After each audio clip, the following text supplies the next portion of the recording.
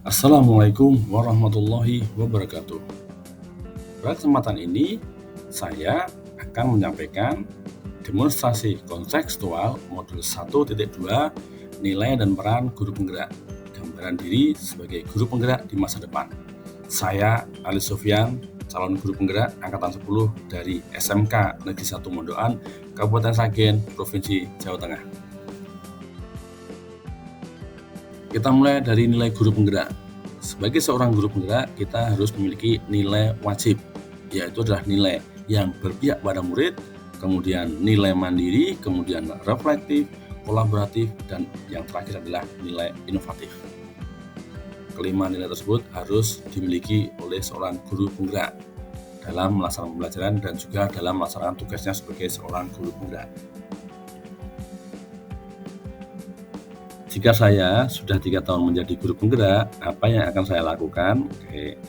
Ketika 3 tahun saya menjadi guru penggerak, yang saya lakukan pertama adalah saya akan melaksanakan pembelajaran yang berpihak pada murid. Yang mana di sini adalah murid menjadi prioritas utama yang harus dilayani. Ingat, murid adalah prioritas utama sebagai subjek dari pembelajaran. Kemudian guru hanya menjadi seorang fasilitator. Dan ingat, seorang guru penggerak harus memperhatikan kodrat zaman dan kodrat alam murid. Itu tidak bisa kita elakkan bahwa anak-anak kita memiliki kodrat zaman dan kodrat alam yang pasti berbeda dengan zaman kita dulu. Kemudian, dalam pembelajaran yang berpihak pada murid tersebut, kegiatan yang akan saya lakukan adalah 1. Mengenal kemampuan dan perkembangan murid. Kemudian yang kedua, mendorong murid untuk terus belajar. Yang ketiga, saya akan mengembangkan karakter dan keterampilan murid. Yang keempat, saya akan memikirkan masa depan yang berkelanjutan untuk anak-anak itu. Dan yang terakhir, saya akan mengaitkan pembelajaran dengan kehidupan nyata.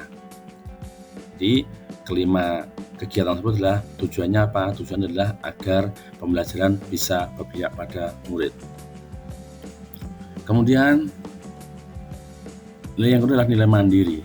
Di sini, saya harus bisa mandiri.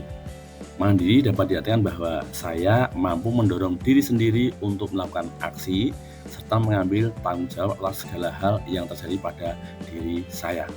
Itulah mandiri. Selain itu, mandiri juga bisa diartikan bahwa mampu memotivasi diri sendiri untuk melakukan perubahan dan memulai sesuatu terkait dengan perubahan yang diinginkan. Dalam melaksanakan nilai mandiri tersebut, kegiatan yang akan saya laksanakan adalah yang pertama, saya akan aktif mengikuti pengembangan keprofesian. Bisa dengan diklat, bisa dengan webinar, ataupun kegiatan yang intinya apa? Intinya bisa untuk pengembangan keprofesian. Ya. Bisa juga mungkin menulis artikel pendidikan, membuat publikasi ilmiah, itu adalah untuk mengembangkan keprofesian saya. Yang kedua, saya akan aktif dalam kegiatan MGMP ataupun organisasi sejenisnya. Yang tujuannya apa? Tujuannya adalah agar kemampuan saya semakin berkembang sesuai dengan tugas pokok dan fungsi saya, seorang guru dan seorang PNS. Dan yang ketiga, saya akan aktif menambah pengetahuan terkait dengan pemanfaatan perkembangan teknologi untuk pembelajaran. Itulah nilai mandiri yang akan saya laksanakan. Nilai berikutnya adalah nilai reflektif. Reflektif itu berarti adalah introspeksi diri, yang mana saya harus memaknai pengalaman sendiri maupun orang lain sebagai bahan evaluasi untuk perbaikan ke depannya. Ya, saya harus menerapkan nilai reflektif tersebut. Dalam menerapkan nilai reflektif, kegiatan yang akan saya lakukan adalah pertama, saya pastikan akan mengadakan refleksi setiap akhir pembelajaran. Yang kedua, saya akan meminta umpan balik atas kegiatan yang telah dilaksanakan. Bisa dari rekan kerja saya, ataupun bisa juga dari murid-murid saya. Dan yang ketiga, segera menindaklanjuti hasil refleksi.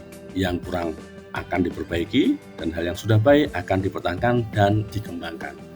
Itu yang akan saya laksanakan pada tahap nilai refleksi. Nilai berikutnya yang keempat adalah nilai kolaboratif. Di sini saya nanti harus mampu membangun hubungan yang positif dengan pemangku kepentingan yang ada di lingkungan sekolah maupun di luar sekolah. Tujuannya apa? Tujuannya adalah untuk mencapai kepentingan bersama dalam pendidikan. Ya, jadi kolaboratif tidak hanya di lingkungan sekolah, tapi bisa di luar sekolah, bisa dengan orang tua ataupun dengan pemangku kebijakan lainnya. Dalam melaksanakan kegiatan nilai kolaboratif, saya akan memperkuat kolaborasi dengan satu, siswa atau murid saya. Yang kedua dengan rekan sejawat, teman-teman guru ataupun teman-teman tata usaha, baik dari sekolah maupun dari luar sekolah saya. Yang ketiga adalah dengan orang tua. Yang keempat adalah dengan dinas ataupun instansi pemerintah yang terkait. Dan yang kelima adalah dengan dunia usaha dan dunia industri. Itu adalah 5 kolaborasi yang akan saya laksanakan. Nilai yang kelima adalah nilai inovatif.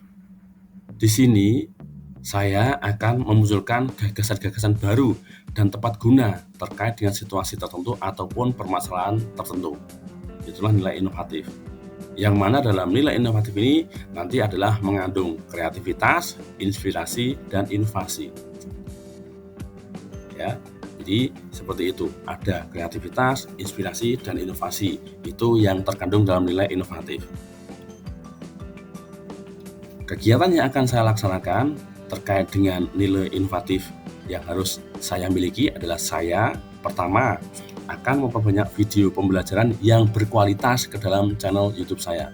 Saya memiliki channel YouTube yang sudah berisi pembelajaran-pembelajaran yang telah saya lakukan. Kemudian yang kedua, saya akan merancang pembelajaran secara kontekstual dengan memanfaatkan barang-barang ramah lingkungan.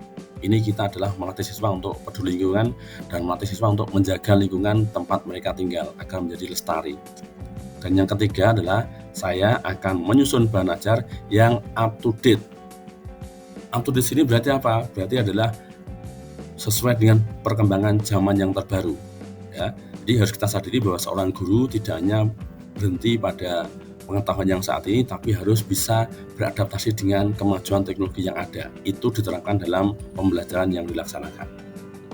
Tadi ya 5 nilai yang akan saya laksanakan ketika 3 tahun saya menjadi guru penggerak. Semoga bisa menjadi referensi bagi Bapak Ibu sekalian. Sebelum saya tutup, ada satu pesan Ki Hajar Dewantara bahwa anak-anak hidup dan tumbuh sesuai kodratnya sendiri.